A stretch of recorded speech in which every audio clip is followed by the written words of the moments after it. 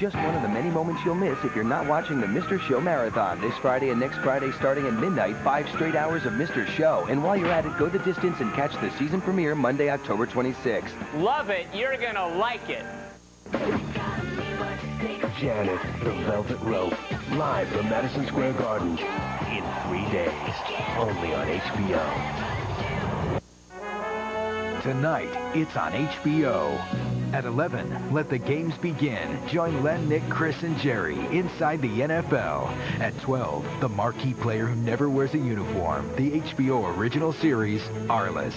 And at 12:30, Sarah Jessica Parker, the HBO original series, Sex and the City. Inside the NFL, Arliss and Sex and the City. HBO is on tonight. Exhilarating, hard-hitting, unbeatable. HBO Sports. And now, the HBO Sports presentation, Inside the NFL.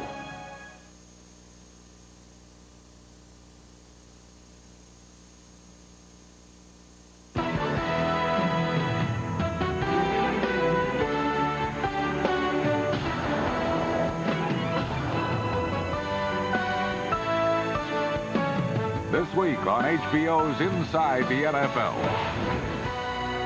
Buffalo's Bruce Smith greets an old friend in the 49ers backfield. The Chiefs' Andre Rison dries off after his heroics and joins us on NFL Crosstalk. And we spotlight the long road Jacksonville rookie Fred Taylor took to NFL stardom.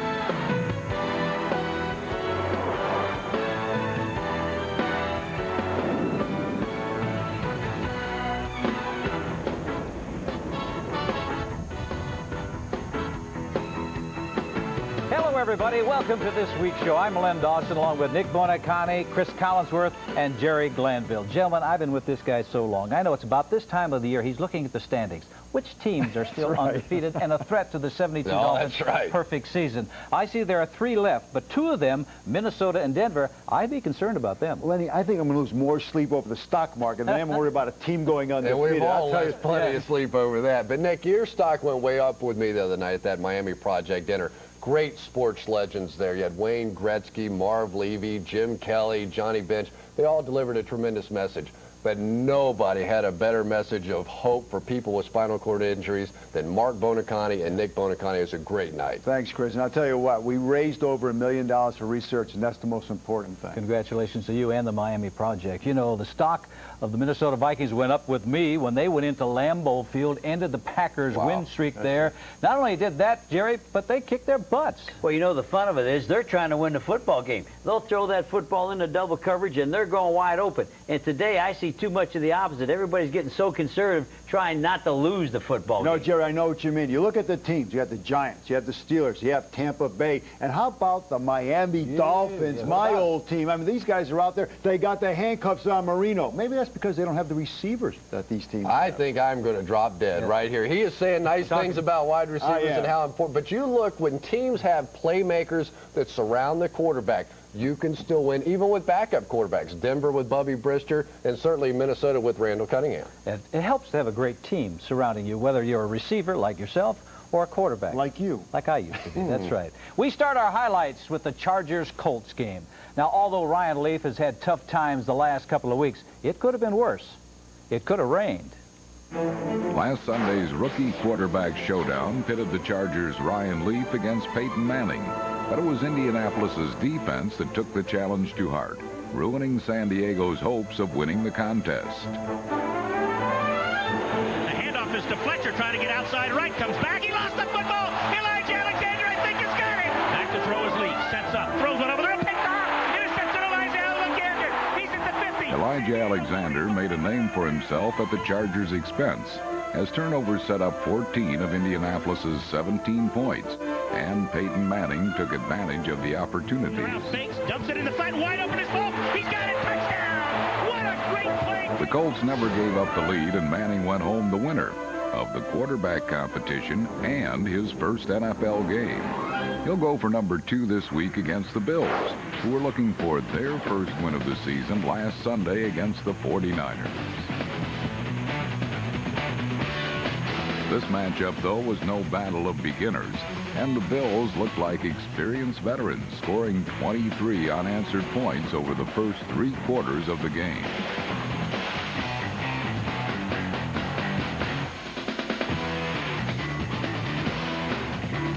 There's the quick pass to the end zone, and it is caught for the touchdown. The 49ers just looked, well, bewildered.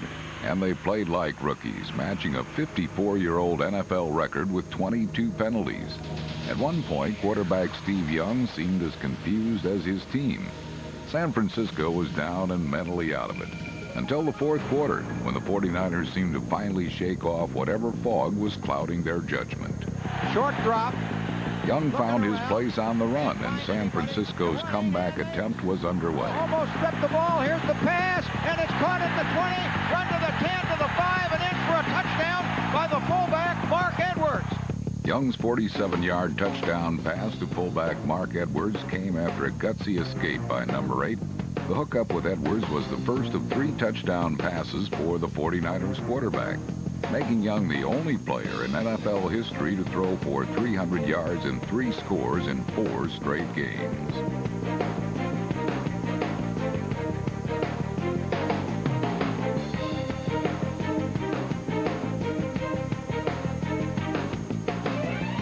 The Niners looked like champions again and were making a serious bid for victory when Young fired his 3rd end zone shot to J.J. Stokes with just under a minute to play. Here's the pass, and it's caught by Stokes, and Stokes is down to the goal line and in for the touchdown. But San Francisco would ultimately fall short of its goal, ensuring Buffalo its first victory of 1998. The New Orleans bandwagon figured to add even more passengers last Sunday if the Saints could find a way to beat the powerful New England Patriots.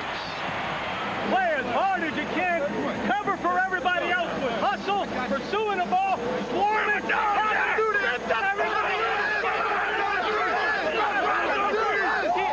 Make sure, back up 1 extra step because we're wired up like awesome. Back up. 1, 2, 3, 4. Off to their best start since 1993, the Saints' defense forced mistakes all afternoon against a New England offense that had not previously committed a single turnover. Bledsoe, 5-step drop, throwing it to goal line. It's intercepted. Holding at the goal line. Back to the 5. It couldn't have come at a better time for the Saints. Direct snap to Drew. Looks. Going to be hit, going to be sacked. Fumbles the ball. Picked up by the New Orleans Saints, and they're going to return it for a touchdown. Going all the way for the score is Keith Mitchell. The Patriots' last game in New Orleans had been their loss to the Packers in Super Bowl 31. But Drew Bledsoe and friends were determined not to repeat that scenario, despite a rambunctious crowd and resilient Saints defense. Bledsoe out of a shotgun. Blares it right. It's a screen pass completed to Derek Cullors out to the 30. Breaks a tackle on his feet. He's at the 40, 45. Cuts it back left to midfield. And a brilliant piece of running on the screen pass. Now we rocking and roll. Bledsoe rolls to the right. Looking. Fires. Touchdown. Patriots. Through Bledsoe to Vincent Brisby in his hometown of New Orleans. Just 3 minutes later, New England scored again. I left wing zip, Bob right swoop. I left wing zip, Bob right swoop. Just inside 3 minutes to go in the half. Hand off to Edwards, shoots it up the middle, bangs it inside the 5, and it's in! Touchdown, Robert Edwards! Oh, man, did he hit that hole in a flash! In recent years, this would have been the Saints' cue to fold up like a Zydeco accordion. Instead, the offense responded with a flawless 2-minute drill.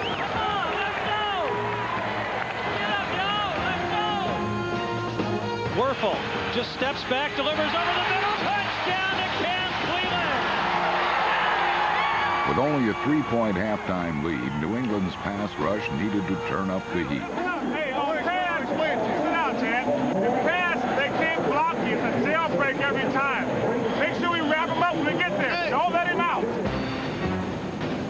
The Patriots sacked Danny Werfel 7 times and forced one very costly turnover. Patriots blitz him off the corner. Zellers tries to pick that up, and he's thrown it right to the defensive lineman. Henry Thomas is going to score.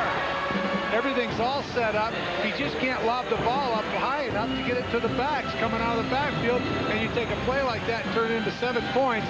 Just kills you. Just absolutely kills you.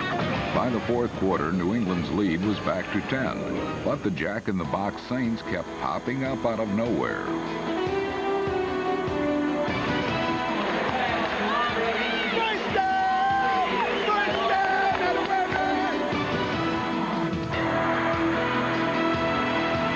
Werfel dumps off a short pass to Lamar Smith. Touchdown! And it certainly wouldn't be an impeachable offense to say that a routine punt was transformed into the strangest play of the 1998 NFL season. He is at a wobbly effort. Hastings calls for the fair catch. The Patriots, do they save it? Do they save it? The ball is around the goal line. The official who was closest to it turned his back on the play, and the Saints have picked it up. Running up the sideline, and maybe going to midfield and beyond is Hastings. Hastings still running with the football. Hastings trying to stay in bounds, cannot. The ball is at the 25-yard line. That play was never called dead. What a smart play by Andre Hastings as he caught the Patriots napping. Hastings heads up Heiss set up the game-tying field goal. Now the defense would have to stand its ground. One more series, dog. One more series. This time, however, the Saints had no answer for Bledsoe, who calmly completed 4 consecutive passes to set the stage for kicker Adam Vinatieri. This would be the game winner in all likelihood. The snap is back. The kick is up, and Vinatieri has hit it. And with 3 seconds remaining in this game, the New England Patriots have taken a 30-27 lead. The Pats knocked the Saints from the unbeaten ranks and hope to pad their win total this week against Kansas City.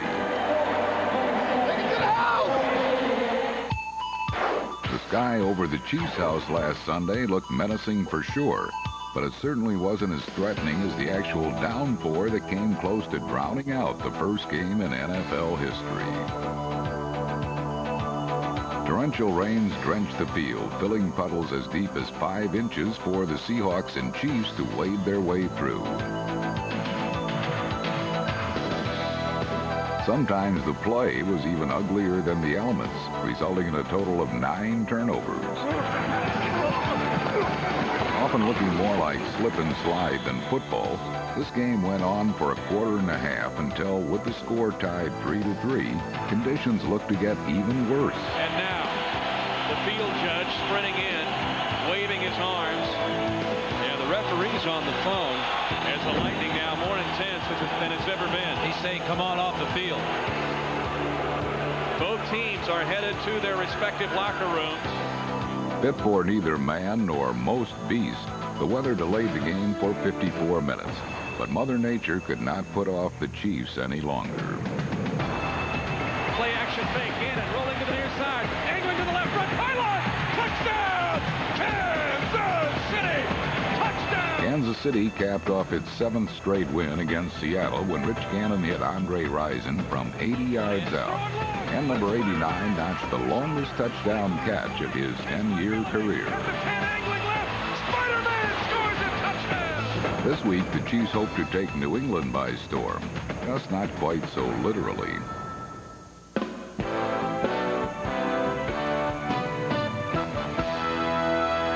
A tip of the hat to our guys from NFL Films for hanging in there in the rain in that game against Seattle. And also a tip of the hat to Andre Rison, who came up with the longest touchdown catch of his career. Andre joins us now on NFL Crosstalk. And Andre, I want you to go back to that catch against Seattle. Now, which technique did you use there, the backstroke or freestyle? That was freestyle, a little bit. You're always freestyle.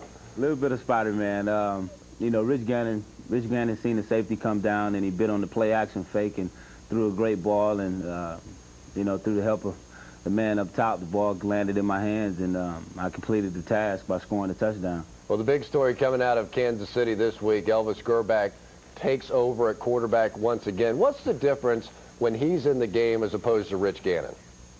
well, you know, they got different styles. Elvis is in the pocket. He can scramble when he has to, and he's the bigger out of the two, where Rich is more mobile and he's smaller, and he's able to elude the defenders that's coming in pass rushing him.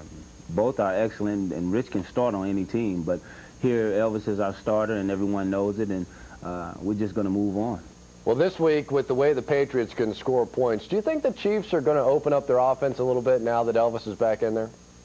I think we will, and not only for that reason. We got some players coming back, and we were nicked up, and you know, like I say, I'm back in the lineup now, and hopefully me and Elvis can create some situations where we can score just as many points or even more than the New England offense, because we know they're very talented. But at the same time, we know we have a great defense also, so it should be a great game. You know, obviously the Denver Broncos, the team you guys are trying to knock off, you actually won that division a year ago. When you watch those guys on film, do you say, I don't know if we can beat these guys or not? Oh, no, I don't say that at all, because we've beaten them before. I take nothing away from them. They're world champs, they're defending world champs, and I know that feeling. And right now they're playing great football because they know each other, they know that chemistry they have. They got a great tailback, you know, in Terrell Davis, and he's their leader, and he's doing a great job right now. But when we face each other further down the road, I guarantee you it'll be, you know, a Mike Tyson-Holyfield fight. Mike Tyson-Holyfield, huh? Heavyweight championship fight. There you go. That's what you guys are going to be in for this week, too. Good luck. Thank you. The Kansas City Chiefs and New England Patriots, two teams certainly with Super Bowl aspirations and very evenly matched in this ball game, but I refuse to take a team that has a quarterback coming back from injury, a la Elvis Grbac. I think Chris Slade and Willie McGinnis going to give him a nice little welcome back party. I'm taking the Patriots. And Lenny, I know you agree with me 100%. Oh, yeah. I disagree with him 100%. I've been watching Elvis throw the last 2 weeks, even though he hasn't played. He's been ready for 2 weeks. He's throwing the ball better now. Where? In practice? Say, you got to start someplace. Come on, Lenny. I'm going to tell you one thing Elvis is going to like looking at, and that's the defense of the New England Patriots on third down. This is their biggest weakness. They become an all-blitz team on third down, and that leaves their corner, Chris Canty, all alone, and he needs help, Nick. Yeah, I'll tell you, the Kansas City cornerbacks, Carter and Hasty, they usually don't need any help, but this week, Terry Glenn, he had 2 big ball games in a row, puts pressure on that Kansas City defense. He's earning his money. You guys keep talking about offense. You know, defense wins games, right? That's right. Who's the #1 defensive team in the National Football League? Kansas City. Who's the #1 against the pass? Kansas City. They are also #1 in the AFC in that giveaway, takeaway category. They don't need many points. Kansas City's going to win. I don't think so, Lane, unless they can score some points, because that offense is yet to prove they can do anything. Donnell Bennett, now he's limping again after having a big game. Tony Gonzalez, I know he hasn't done anything. Yeah, I know he leads the receptions, but how many touchdown passes? 0. I like New England. And I agree with Nick. I'm going to tell you why. I think for the Patriots, Robert Edwards, the new rookie back, he's making Drew Bledsoe even better because he's getting 90 yards a game. I'm going with the Patriots. That's why you lead every week in the pick segment. Yeah, the scary thing for the Chiefs and the Patriots is that they're chasing the Denver Broncos, and it doesn't seem to matter who plays quarterback, Bubby Brister or John Elway. The Broncos keep galloping along. Last Sunday, Mike Shanahan's earliest concern was over starting quarterback John Elway's sore back. Hey, bud. Don't aggravate it anymore. Try not to. I can't run. I don't think it doesn't bother me going too much, but I just can't even run. I mean, I bet. My breath doesn't.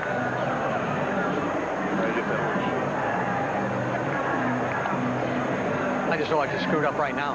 You don't even throw it. Hey, Brian.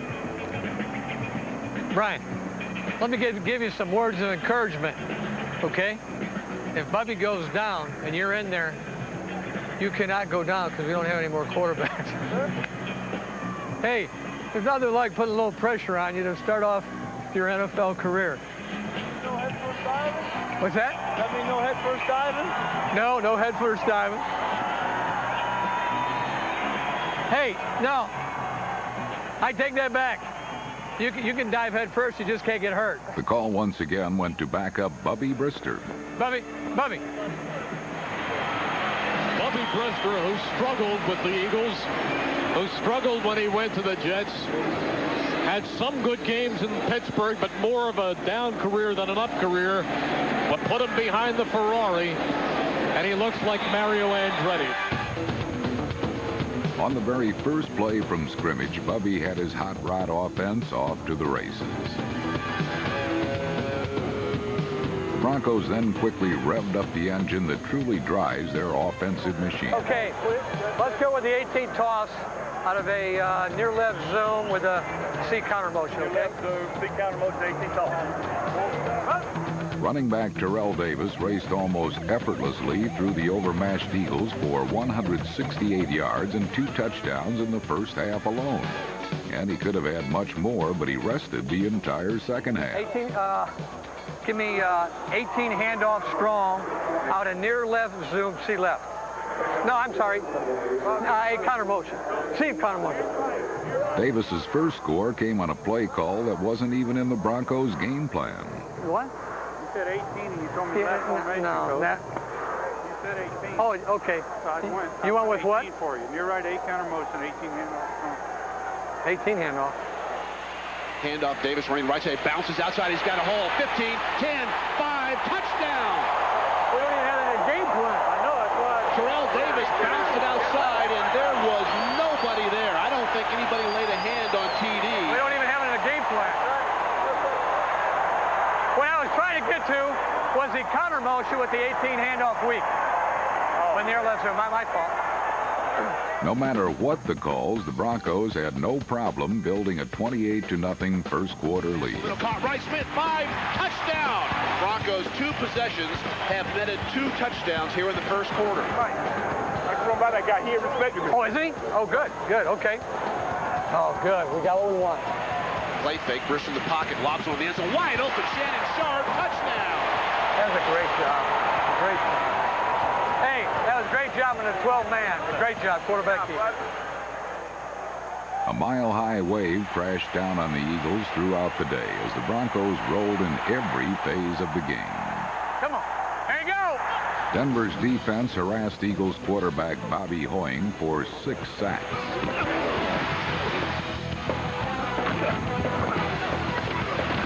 Mike, it's a well-oiled machine running through a jalopy. The broken-down Eagles were demolished and appeared ready for the scrapyard. Duncan, little pass going to be intercepted. Yeah, go, go, go. That's Darius Johnson on his speed to 45.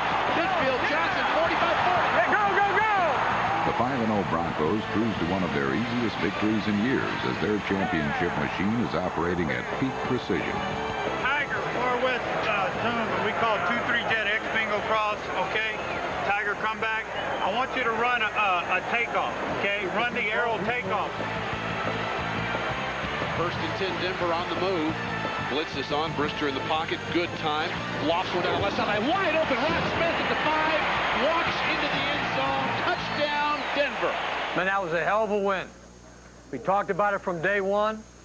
You get a team that comes into our backyard, her back's against the wall, you guys came out there with the intensity that you got to have. I take my hat off to you. I think they had 50 yards total offense in the first half. We had about 320, 330, 35 points. But we got round 6 coming up, and what's that? Yeah! Man, enjoy the win tonight. Enjoy the win. Let's get ready to come back and kick their ass. I like people who talk a lot. They say I talk a lot. I don't know where they get that from, but I guess I got a hell of a reputation, don't I? Yes, you do, Keyshawn. When I score, I hope they talk. Please elaborate. They can't cover me. You're far too modest. Please tell us more about you. They can't cover me. That's why they want to talk to me and try to distract me because they know they can't cover me. And they coach know they can't cover me. He's dying to have a receiver on the team like me because he had one in Dallas that helped him win championships. Truth be told, Jimmy Johnson would probably love it if a playmaking wide receiver followed him around the way Bill Parcells has been followed by a certain pass-catching running back. I like New England. Yeah. You know, Parcells would have left, I wouldn't have left. So he left, I had to leave. I said, well, he should be sticking around. Cameras are rolling today, all right? You got to decide which side of that film you're going to be on. Whether you want to be champs or whether you're going to be chumps. And you decide, all right? Round 3. 1, 2, 3, 4. Champs or chumps, playmakers or play fakers? The answer came early for the Jets. Testaverde throwing the little flare to Keyshawn. He's got him. Touchdown, New York Jets, and a perfectly thrown ball. That was just too easy. Keyshawn Johnson proved himself not only capable of making plays, but of making friends as well.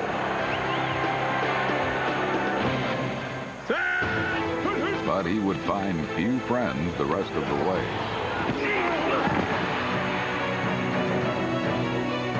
Neither would Brian Cox, who zeroed in on number 24, Jerry Wilson.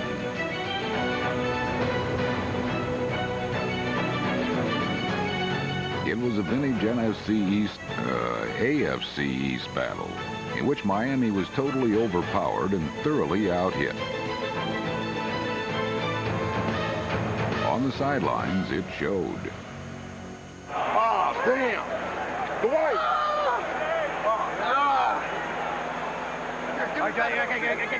But fingers weren't the only things being dislocated.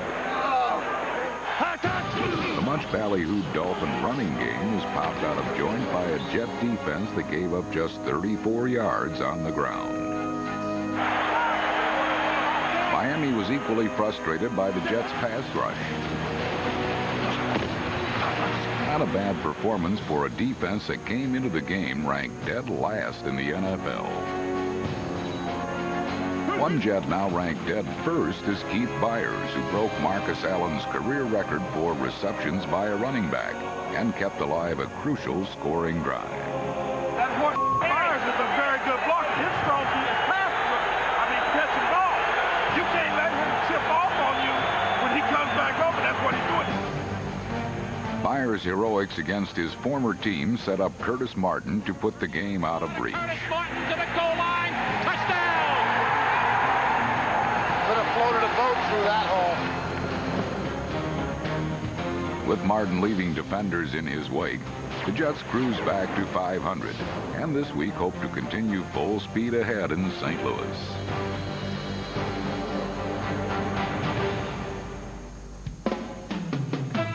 Coming up on HBO's Inside the NFL, the Packers will never forget what Randy Moss did last Monday. And we give you the story behind one of the greatest and most memorable sports photographs ever taken.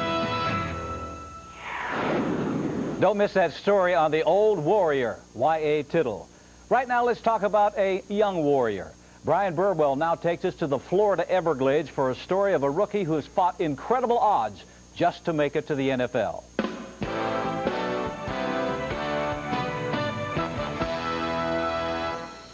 Belle Glade, Florida is a slice of small-town America most of us could never imagine. Surrounded by sugarcane fields and the mosquito-infested Everglades, it's no accident that Belle Glade chooses to boast only of the riches of its deep black soil rather than dwell on the lack of fortune of its dirt-poor residents. Every fall during the sugarcane harvest, the kids of Belle Glade, Florida will play a rather brutal game that in many ways serves as a metaphor for life around here. As the cane fields burn, the kids will stand here with sticks and stones and BB guns, waiting for the rabbits to escape the inferno.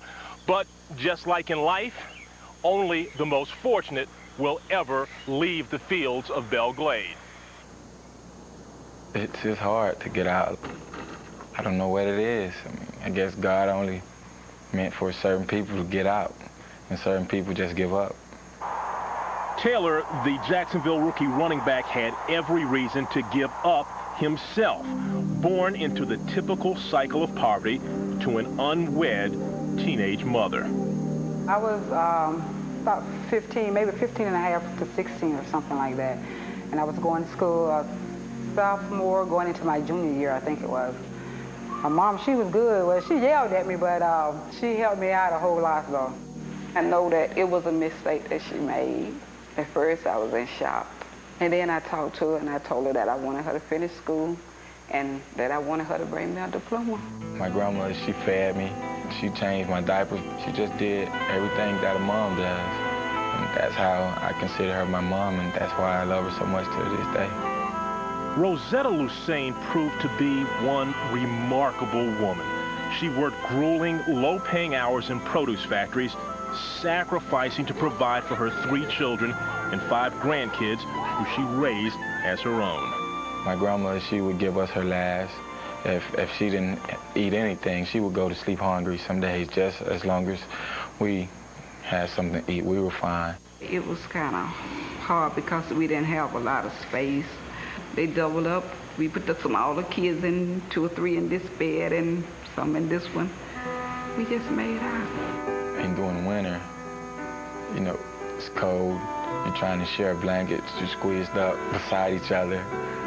The windows sometimes have cracked. They weren't fixed. And we would have the stove open, the stove try to heat up the whole house. And it was bad. Yet, no matter how bad it was, Rosetta taught little Fred to believe one day they would all escape. 2 weeks ago, Fred kept his promise. Using some of his $5 million signing bonus, he moved Grandma into a brand new home in West Palm Beach. He just, when I told her, you know, every day just about that he was gonna, you know, buy our house, and he didn't care what it cost. But, you know, I never really thought it was gonna come true. It's hard for me to believe that, you know, it's my house. I made my promise come true, and that's my sweetheart. She deserves it. That's the least I can do to repair her. And now, after all these years, Rosetta Lassane finally has a house big enough for all those kids and all her love.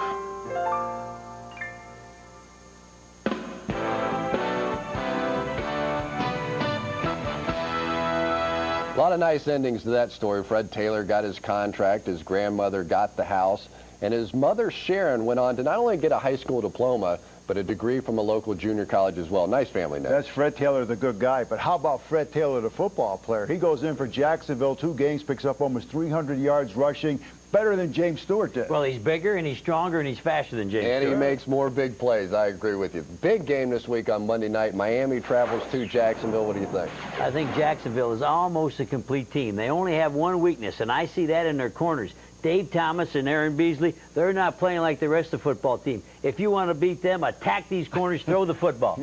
Have you noticed who they're playing this week? The Miami Dolphins don't throw the football. What difference does it make how their corners play? This is a team with the Dolphins, and we've talked about it all year long. When they lost Yatil Green, they just don't have the big play threat at the wide receiver position. And I know you guys think differently about wide receivers, but they're the home run hitters. They're the Mark McGuires. They're the Sammy we get the point. We get the point. In other words, where's Randy Moss? He's up in Minnesota, but they do have a big play guy, John Avery. He should be in there behind that big offensive line. Let him run the ball instead of Jabbar. Jabbar should be on the bench. Jimmy run Avery. You know, Jerry, you talked about Jacksonville's defensive backs, but for the Miami Dolphins secondary, this is the first year they've really played that hard press, bump and run coverage, and they haven't seen a passing attack like this. And the bump and run, going against Mark Brunell, what Jacksonville does, they automatically change their routes to fade routes. Nobody throws the fade better than Jacksonville. Right. I'm going with the Jags. I'm going with Jacksonville as well. Last week against the Jets, Miami really had some problems trying to stop that outside running game. I think Fred Taylor's going to have a big game.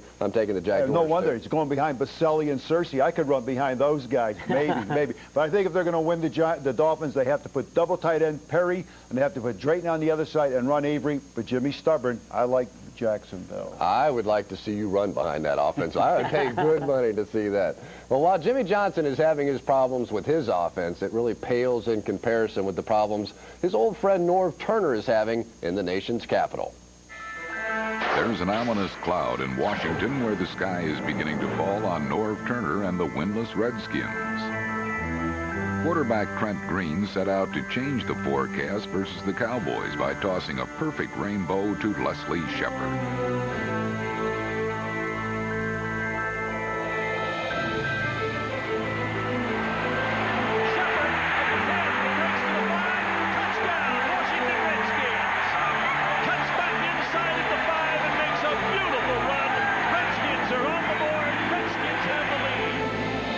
Riding an early 7-0 lead, Darrell Green was determined to keep the Cowboys from their own pot of gold. But the Redskins, last in the league with a -11 turnover ratio, soon shot themselves in the foot. Right, throwing underneath, and it's intercepted at the 43-yard line. Here comes Sanders down the left sideline, all the way down to the 20-yard line, and the Cowboys take advantage of a turnover. Emmitt Smith ran for 120 yards and showed he can still finish a run.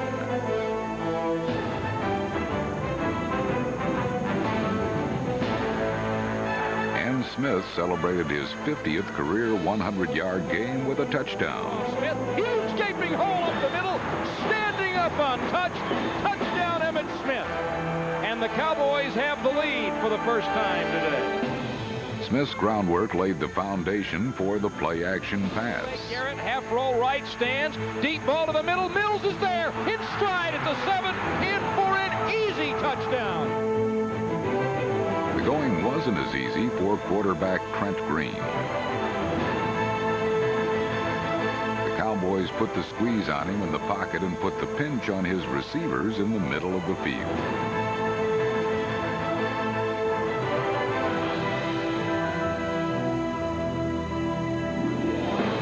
Chris Warren joined Smith with over 100 yards, adding 2 scores of his own. And turning and in for the touchdown.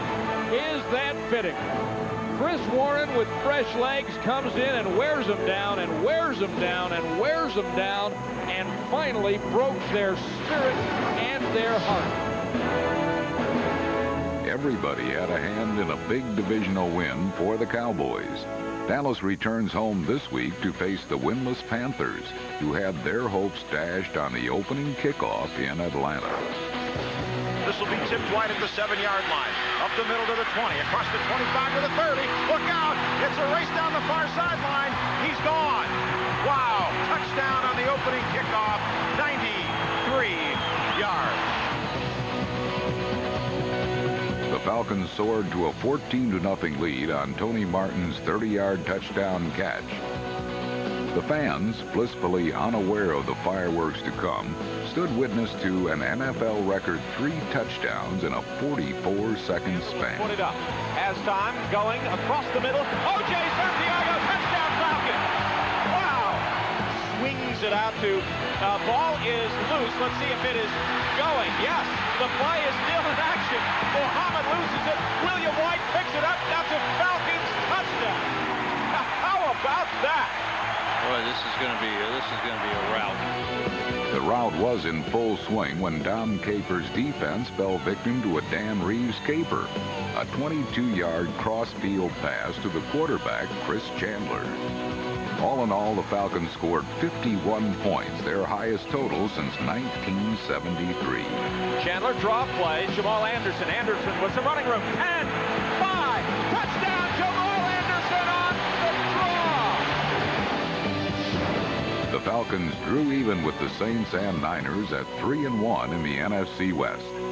This week they traveled to New York to face the Giants, who are having a little less success with their offense. Cannell back, has pressure over the middle. Pass intercepted. Running left for the Buccaneers and heading to the end zone is Mincy. Touchdown. Charles Mincy's 22-yard return marked the first time that the Bucs have scored a touchdown in the first half this season. The Bucs continued their stingy ways on defense, holding the Giants to 135 net yards and forcing Danny Cannell into a career-high 3 interceptions. Intercepted. Intercepted by Upshaw, running up the right sideline and knocked out of bounds. But Cannell wasn't the only Giant throwing ducks. That looked like Garo Yepremian. In a way, but at least it went forward. Hunting season was also out on quarterback Trent Dilfer, who managed only 85 passing yards and suffered 4 sacks.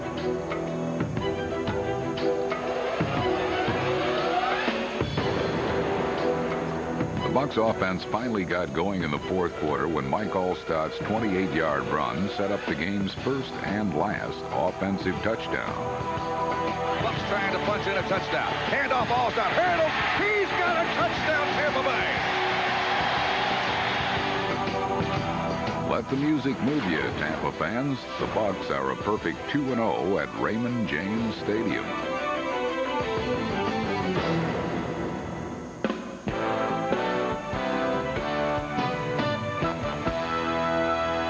Big weekend in the NFC West. Jerry, we'll start with your old team, the Atlanta Falcons, traveling to face your new favorite team, the New York Giants. You love those guys, don't you? Well, the best news for the Falcons, they get to play the Giants. Watching them last week, their offense is terrible. I can't figure out the philosophy. Try not to lose the game. Don't try to go win the football game. I don't think you can beat the Atlanta Falcons playing the way they're playing. But do you trust Danny Cannell to throw the football? Well, if you don't like Danny Cannell being your quarterback, put another one in there, but give your team a chance to win. Just let their defense win the football game. Now that Jesse Armstead is back, that defense now, wait a minute. can Jesse dominate. was limping last week. He'll be fine. 6 tackles in that ball game last week.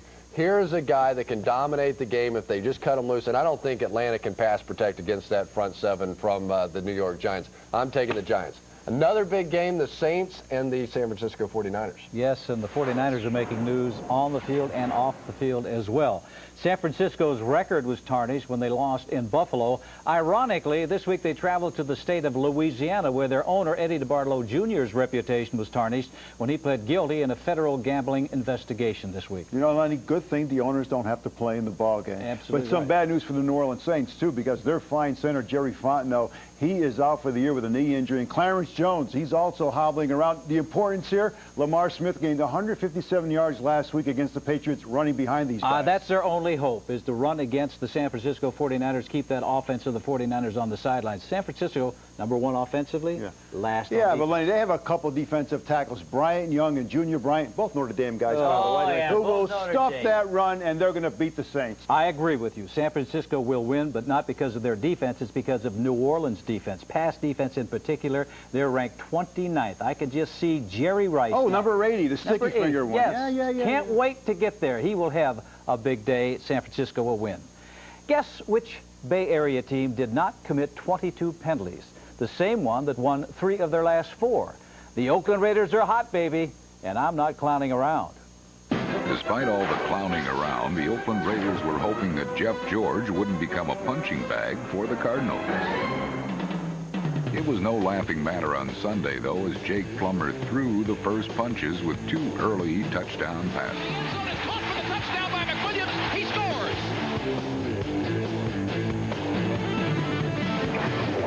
Rob Moore got behind Charles Woodson to give the Cardinals a 14-6 lead. But last year's Heisman Trophy winner would get revenge by stepping in front of a Plummer pass to score his first NFL touchdown and give the Raiders their first lead. In for an injured George, Donald Hollis scored what proved to be the game-winning touchdown. Here goes Hollis running to his right. He pumps, he stops, he's hit, he got it across the goal line, he's down, he scores! With the win, the 3-2 Raiders are very much alive in the AFC West. In Chicago, however, things have been looking a bit more grim as Bears fans were just dying for their team's first win. Hoping to reap the benefits of playing Chicago last Sunday were the Detroit Lions, and Johnny Morton wasted no time dashing 98 yards for a first-quarter touchdown. Left side 40, to midfield, left sideline 40, to the 30, Johnny Morton to the 20, 15 to the 10 to the 5, 10, he will score! Oh, my! And what a way for Charlie Batch to get his first NFL touchdown pass, huh? Not bad. With rookie Charlie Batch throwing 2 touchdown passes, Chicago seemed headed towards a 5th straight loss.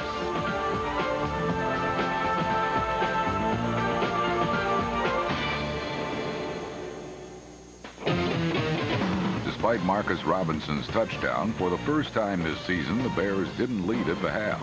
Of course, this also meant they couldn't blow it in the second half. And they pulled out all the stops to erase a 27-10 fourth-quarter deficit.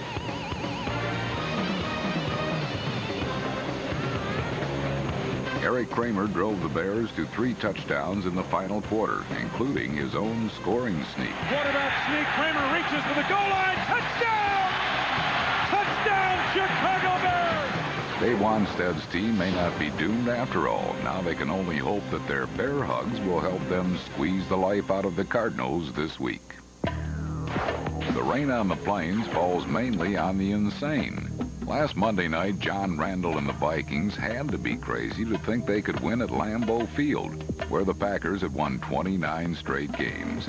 But Minnesota jumped out to an early 10-3 lead. Drives it deep to Reed. Oh, to the 20, at the 15, Reed 10, at the 5, touchdown Vikings. Jake Reed took it away from Greg Newsome, and the Vikings go up 9-3. On the ensuing kickoff, Roel Preston tied the game for Green Bay. Back to the 5, to the 10, looking for a hold of the 15 to the 20, to the 30, to the outside 35, 40, 45 midfield. He could go. He's down the sideline. There are no flags, and he will go 101 yards for the touchdown. But Randall Cunningham threw for 4 touchdowns and 442 yards, the most ever surrendered by a Packer team. 15, cuts back at the 10 and the 5, touchdown Vikings. If the weather couldn't dampen the spirits of Green Bay fans, the magnificent play of Vikings receiver Randy Moss did. Once considered a problem child, the only difficulties created by Moss now are for the secondaries he gives a spanking to on a weekly basis. Throws downfield, and he has got Moss at the 15. He breaks away at the 10 to the 5. Touchdown, Vikings. The defensive back cannot find the football.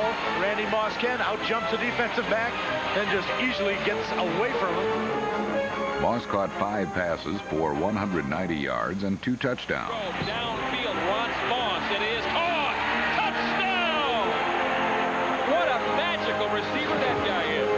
And it's been a magical start for Coach Dennis Green's Vikings, who sit alone atop the NFC Central and are the NFC's only remaining undefeated team.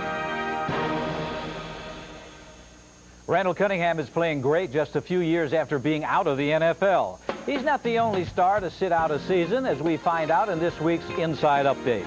Buffalo's Chris Spielman, sitting out the season to care for his wife, who's battling breast cancer, was on the sidelines for Sunday's stunning upset of the 49ers. Spielman, who lives in Ohio, showed up unannounced. His teammates embraced him, and the 76,000 Buffalo fans showered him with cheers. The Jets' Curtis Martin couldn't sit out even a quarter, despite suffering a thigh bruise on his second carry last week against Miami.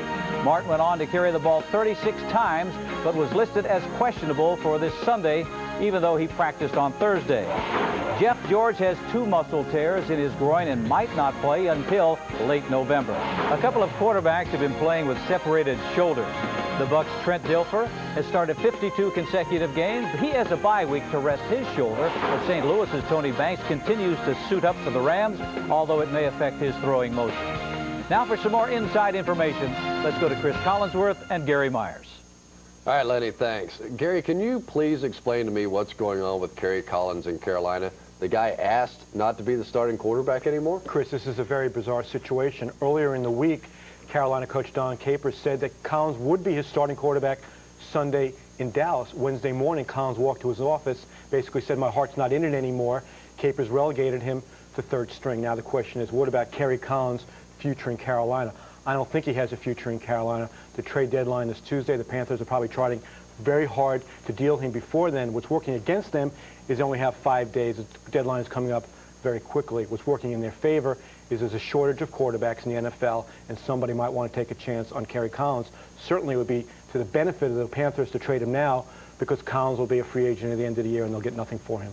His heart's not in it. His teammates have to be going crazy on him. Yeah, the comments out of Carolina such that they feel he quit on him, that he can never lead this team again. Now, they're 0-4, and no question the Panthers needed a spark. I think they're going to rally around Steve Brown, and that's what you're hearing from Carolina. All right, Eddie DeBartolo pleaded guilty to a felony charge in Louisiana. Does that affect his status as owner of the 49ers? Well, Chris, from what I'm hearing, up to this point, nothing that has happened will prevent DeBartolo from being able to run the 49ers in the future. However, the NFL is monitoring the situation very closely. Any subsequent trials will come out of this case. If something comes out of this regarding one of the sensitive issues the NFL is always concerned about, such as gambling, that could impact DeBartolo's ability to run the 49ers in the future. At this point, nothing has happened that would impact that, but we might know anything until next spring. He definitely will not be able to run the 49ers the rest of this season. All right, Corey Fuller and Mark Carrier both had helmet-to-helmet hits in the past 2 weeks. Fuller got a $20,000 fine. Carrier got suspended for a game. Why the difference? Well, simply because this was the 5th time in the last 7 years the NFL's had to discipline Mark Carrier for a helmet-to-helmet hit. It was only the 2nd time they've had to do it with Corey Fuller. Last year when Carrier did it, he got a letter from the league saying, next time this happens, further disciplinary action could include a suspension. Corey Fuller got that same letter this week. All right, crazy weather in Kansas City this week. Has to be a good story that came out of that.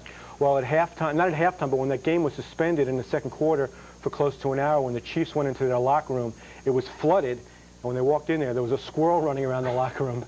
And by the middle of the week, the maintenance workers at Arrowhead Stadium were still chasing that squirrel. And Marty's probably trying to suit him up and play him a tailback. Gary, thanks. Lenny, back to you. In this week's NFL Storybook, Kurt Gowdy narrates a fascinating tale. It's the story behind one of the most memorable sports photographs ever taken, but almost never seen. It's the picture of a bloodied and battered aging quarterback named Y.A. Tittle.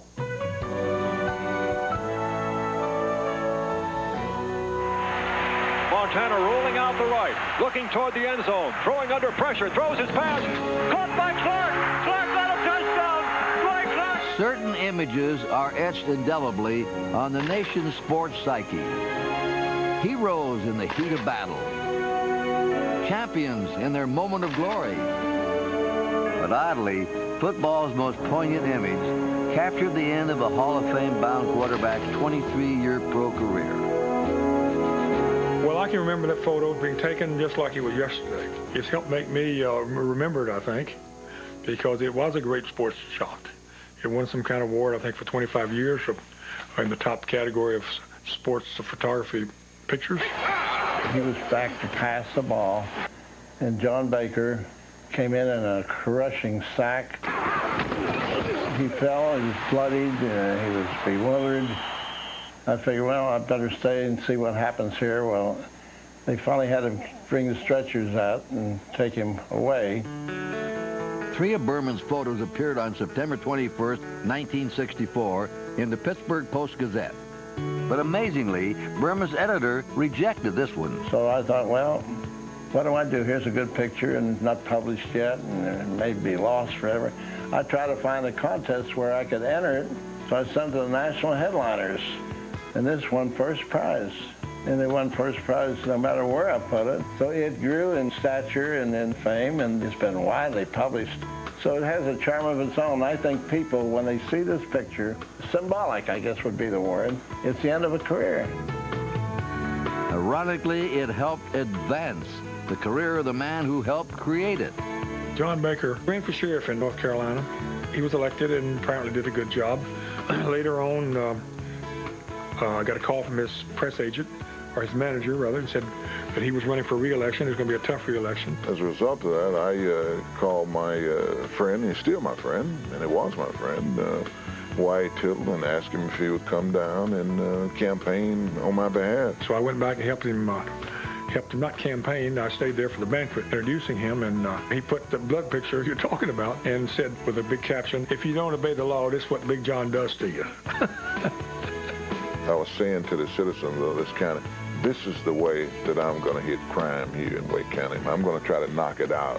The memorable image helped Baker win re-election, but Berman still wonders what might have been. I honestly think that the paper had sent that to Pulitzer, that it may have been a Pulitzer Prize winner. You think? Yeah, I really think so, but who knows? It's the most celebrated football photo of all time. And like a vintage wine, it just gets better with age.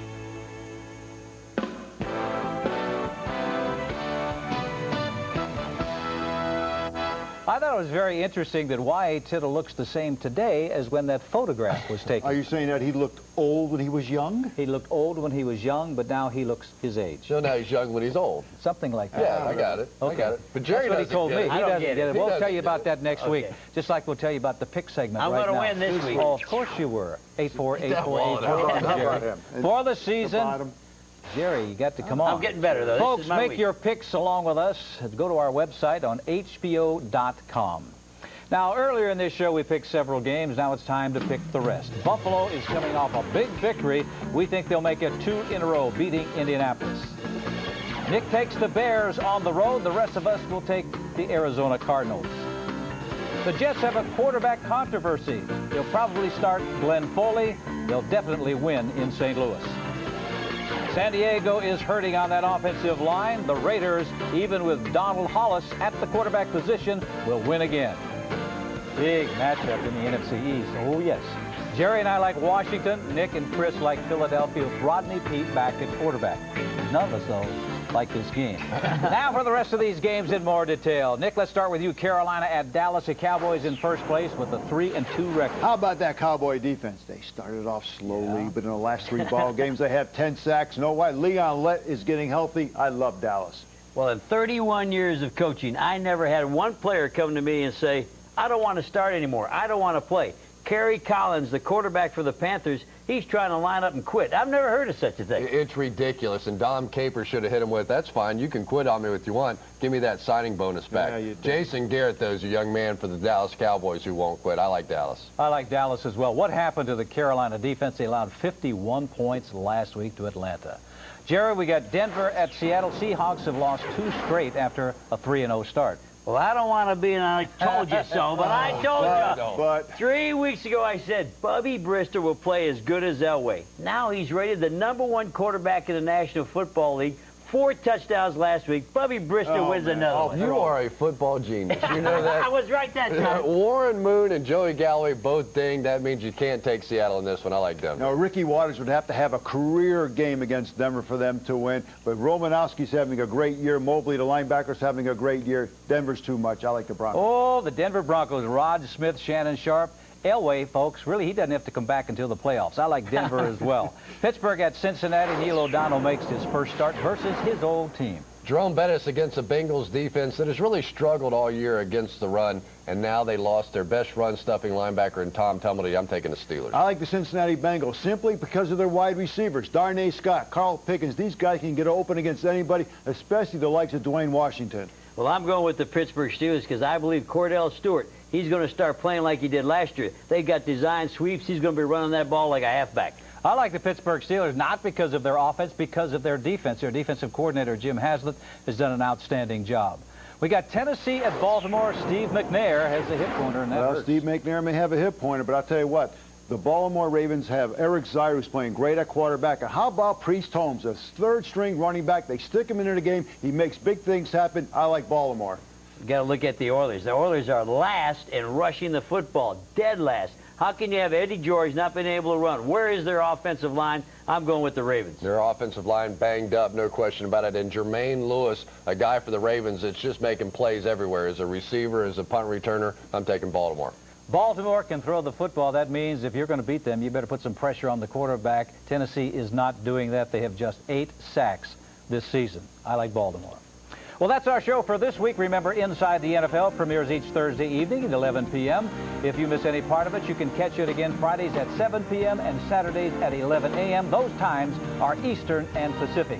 Join us again next week on the show the pros watch, Inside the NFL.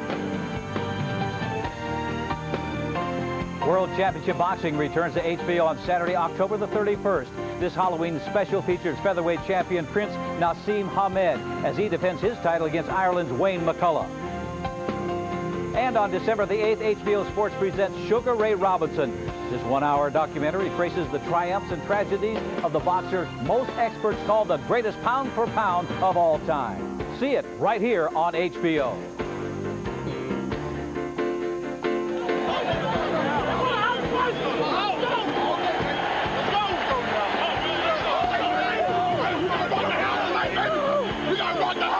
They ain't got no respect. We gotta rock the house. 1, 2, 3.